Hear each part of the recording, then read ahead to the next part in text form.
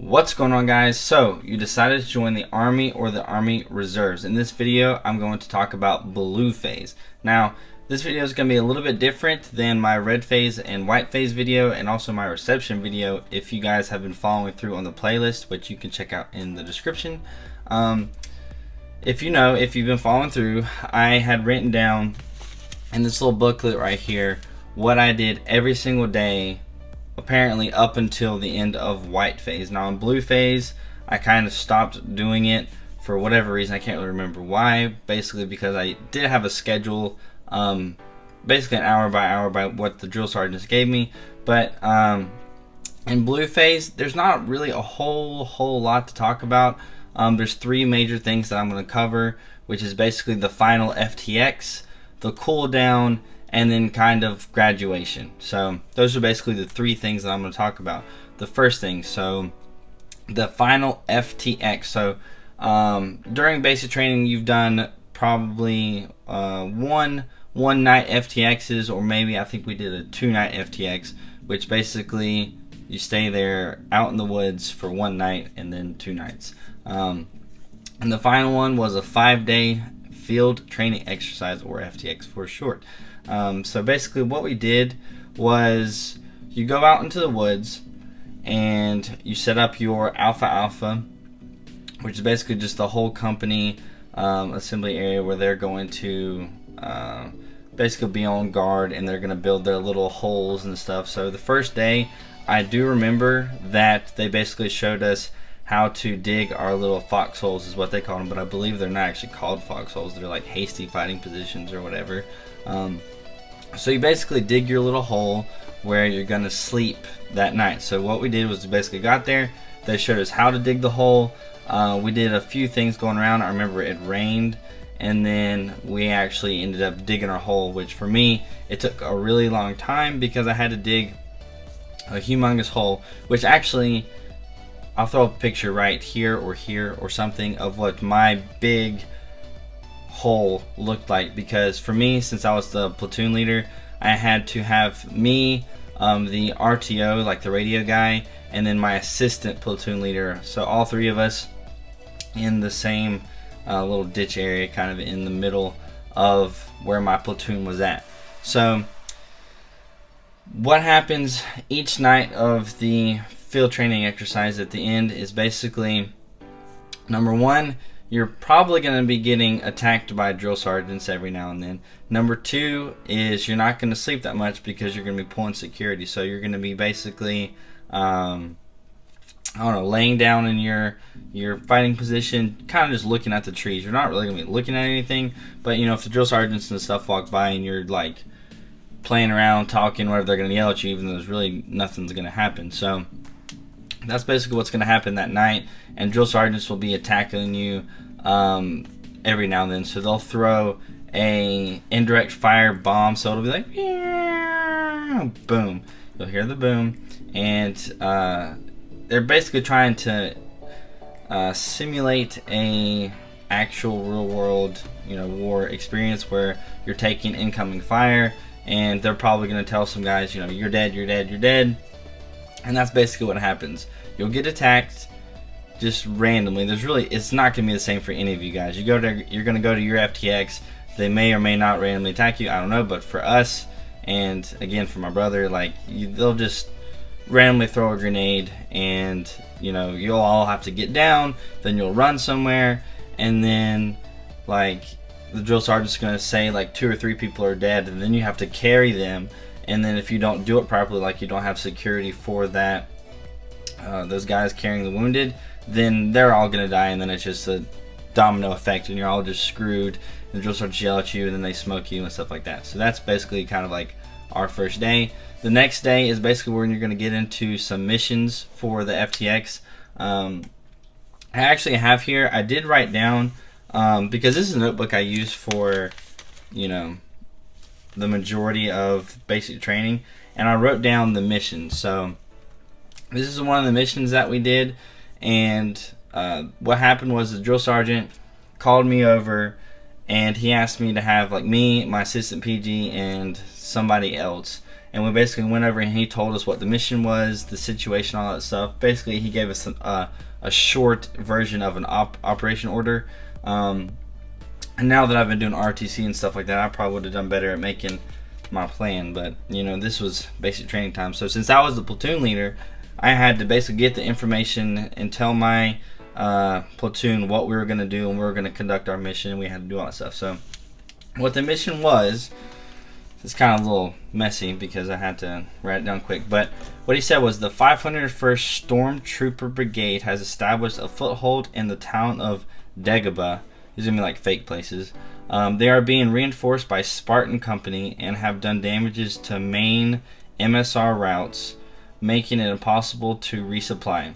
The mission is to conduct a road improvement leading the MSR Vaders to conduct a reconnaissance of Dagobah and take the town of Dagobah by force. So basically what ended up happening was the road incoming from where we come into the Alpha, like the actual road, it was extremely hilly. The gravel was all messed up, so the drill sergeants kind of just wanted us to fix it, so they kind of put that as a part of the mission. So what I had to do was make a plan to how we were going to repair the road so that we could get a resupply.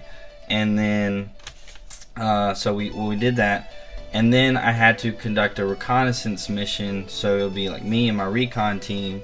We went to the point where the drill sergeants had told us where the enemy was.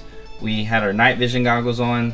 I need to talk about night vision goggles. We had our night vision goggles on, and we went through the woods, you know, looking for them. We ended up seeing the enemy, and what you have to do when you do a recon mission, you basically get as close to the enemy as you can without them seeing you, and you get information and stuff like that. Then you go back, and what I had to do was I had to brief the drill sergeant on what I saw, and I had to tell him basically the rest of my plan of attack.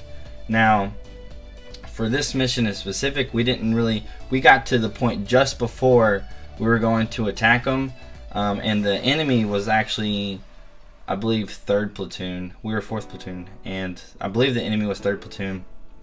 And they ended up, their mission was they had to take some sandbags and do some other stuff, and somebody ended up getting hurt, and so that mission was kind of canceled.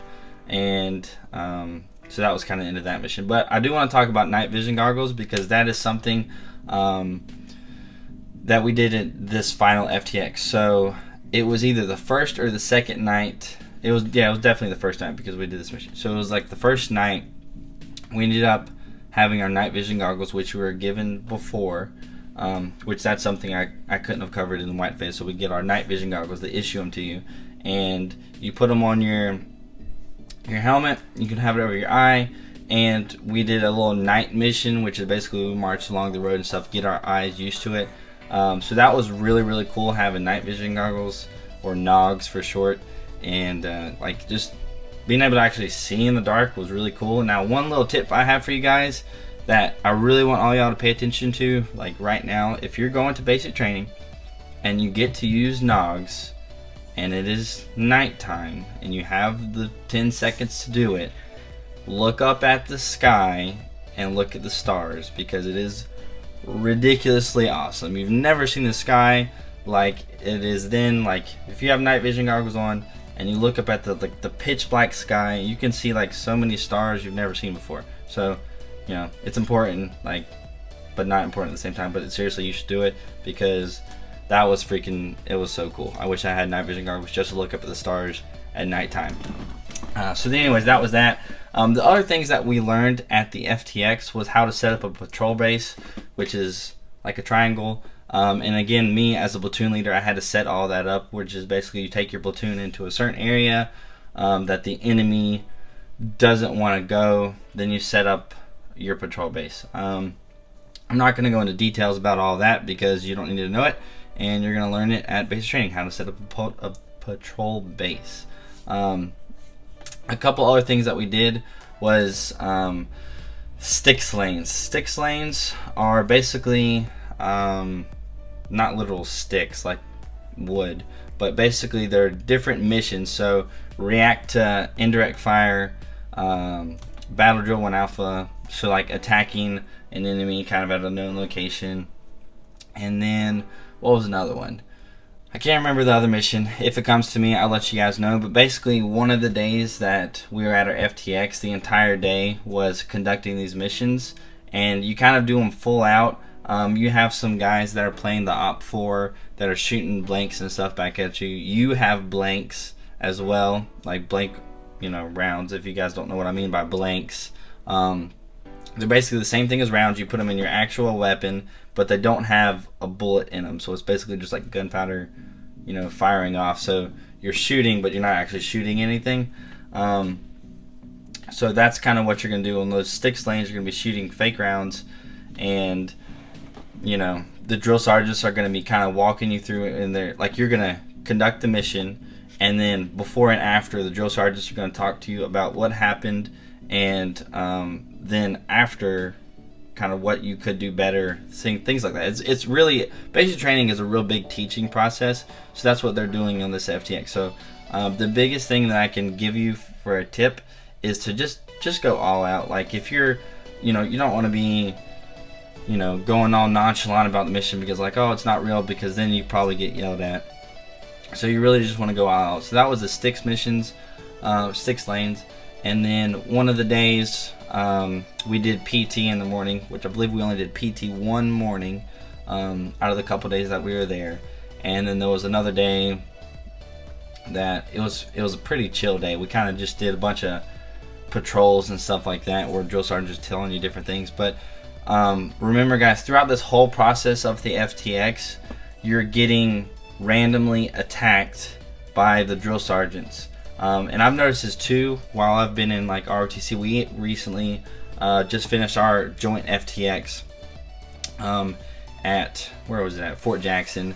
So we were there for 3 days, and we had different missions to conduct, kind of similar to this, the final FTX of basic.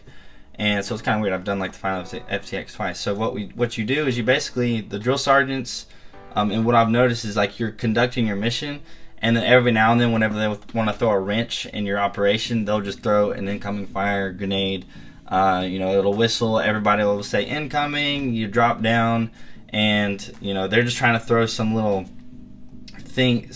wrenches in your plan, just to change things up, so that they know you can really think on your feet. And it's one of the ways that they can judge a leader is by his ability to deal with adversity, whatever. So that's just one of the things that they do. Now, after the FTX is the cooldown week. So basically, once you complete the final FTX, you're I forgot 2 things. Basically, once you complete the final FTX, you're almost done. You got 2 things left to do. One is Nick at Night, and the other is the 16K Ruck March. Now, Nick at Night, we did that before the Ruck March. Some people apparently have done it after the Ruck March. I'm not 100% sure on that, but some people have done the Ruck March and then they do Nick at Night, or they do Nick at Night then the Ruck March. It seems like it varies. But for us, we did Nick at Night, which is where you've probably heard about it, where you're basically crawling under the barbed wire, where bullets are shooting over your head, and they have these little explosions going off, like legit explosions going off, but they're kind of like in the ground, and you can see some stuff shooting up. Again, for us, of course, it rained the day before, so we're crawling through some mud. So that was a really, really cool experience, being able to, kind of just like the bullets flying over your head and the explosions going off was really cool. It was extremely, extremely tiring, but it was really cool to know that this was pretty much one of the last things that we were going to do. So now that Nick at Night was over, we went back to the barracks, got a little bit of rest, and the 16K Ruck March was shortly thereafter. So basically, we showered after Nick at Night, and then kind of chilled in the barracks for like an hour, and then we went and we did the Ruck March. Now, the Ruck March started at about 4-ish in the morning, and this is the very final thing that you have to do before you graduate is the 16K. So that's really all it is. Again, in the last video, I talked about the 8K, and we kind of did 2 laps of that for our 16K.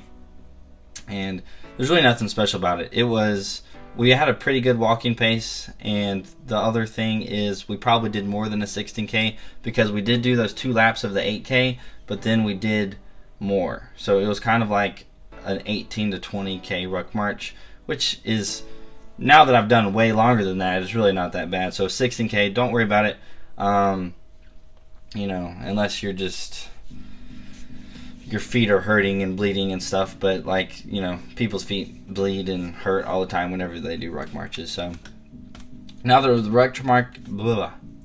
ruck march is over, you will basically have a little celebration period. The drill sergeants and all that, they may do something special for you, they may not. For us, they gave us like a hot dog, basically. And then you got the cool down week, which is what I talked about before. So the cool down week is basically cleaning week. So whenever they get you all hyped up about, oh yeah, we're gonna have a cool down week, you're gonna get to rest all the time, really what it is, you're just cleaning the crap out of all of your gear, you're cleaning your barracks, you're cleaning everything for the final inspection. And what happens is, like, it's just a day to night cleaning. You're scrubbing all your stuff, you're scrubbing the bathrooms, and then for the final inspection, you have the battalion commander come by. You have different higher up master sergeants, all these different sergeants, head drill sergeants. They come into your barracks, and this is the part where I believe it's actually the blue phase test, where they come and they'll stand in front of you, and you're just standing there. All your gear is cleaned and laid out on the floor. Your weapon is clean, everything is good to go, and then they ask you a couple questions, and that's really it for that. It seems stressful at the time, but it's really not that bad if you know your stuff. I mean, some people were super stressed out, and they had, like, literally forgotten their name, they didn't know the soldier's creed, they didn't know, like, anything. For me, again, since I was a platoon leader, what happens is the battalion commander, he comes into your barracks, and he asks, who is the best soldier in this platoon? Meaning, who's the platoon leader, I guess. And so he said me. The battalion commander came over to me, personally inspected my weapon and all that stuff, and he asked me a few questions. I was pretty nervous about that, but again, looking back on it, it's really not that bad. So once that's done, you basically just turn in all of your gear. You lay everything out first, and once you do that, you're basically just preparing for graduation at this point. So there was a day during the cool down week where we went back to reception, and we got all, like, the rest of our ASUs and stuff like that, everything that had been fitted towards us. So we got all of that, and then I think a couple of days later was the actual graduation ceremony. I don't want to talk too much about the graduation ceremony, so basically, because I will talk about it later, like what graduation was like, but basically, when you wake up in the morning, they're probably going to do some kind of short smoking or something like that in front of your family. It's nothing major. It's just, I guess, a tradition. I don't know. Like, you get all dressed up in your dress blues. You think you're about to graduate. Nope, we're going to smoke you for a little bit. So, the day before graduation, you rehearse it. Then the day of graduation, or family day anyways, you, I don't know. You just do your little formation thing, and then you go see your family. Then you hang out with your family for a day. And then the next day is the graduation ceremony, and you graduate. There's really not that much to it. I don't really know. There's really no tips to this point because you're done. So if you've made it to this point, congratulations. You've now graduated basic training. You haven't done anything stupid that has made you fail. You've passed everything, and you're now a United States Army soldier. So congrats. Next step is the next day you're going to literally go to AIT.